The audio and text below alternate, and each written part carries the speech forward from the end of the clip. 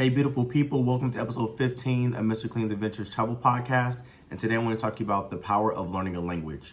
So as many of you may know, learning another language is very important and can be very useful when you're traveling to another place.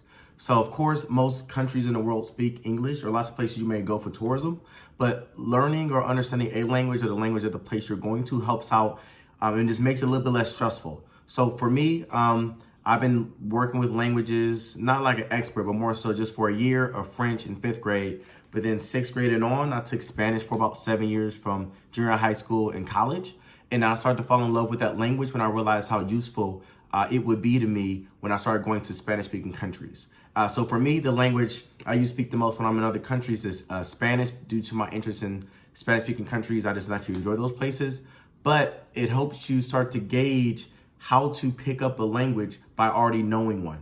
So you don't have to be fluent in any particular language, but I encourage you to do maybe Babbel or some other apps where you just throughout the day practice a language, especially for a country you're going to. So let's say if you're going to France, then you might want to know how to say hello, goodbye, good morning, how to say ask for the restroom, how to count to 10 in that language, so that once you get there, you're not so frustrated when you're trying to get simple tasks or trying to get help from people who may not know English. And that brings us to my next point. Although most people, a lot of people you may interact with may know some English, don't assume or expect them to, right? You want to be respectful of their culture, where they come from, their language. So it's always nice for you to have a couple words, a couple things in your back pocket that you can say to them in their language, so they can show that you're at least trying to learn the language and make it a little bit easier for that local or that person that's trying to help you.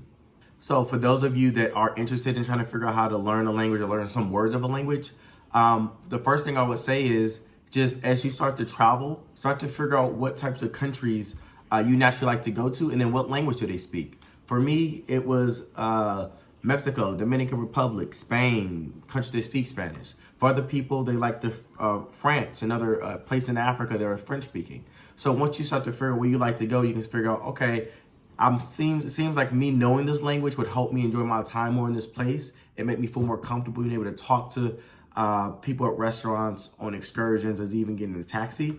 So then once you figure that out, then you can start to download apps like Babbel and others. And throughout your day, just go on your phone in the app, 5 or 10 minutes, start to practice.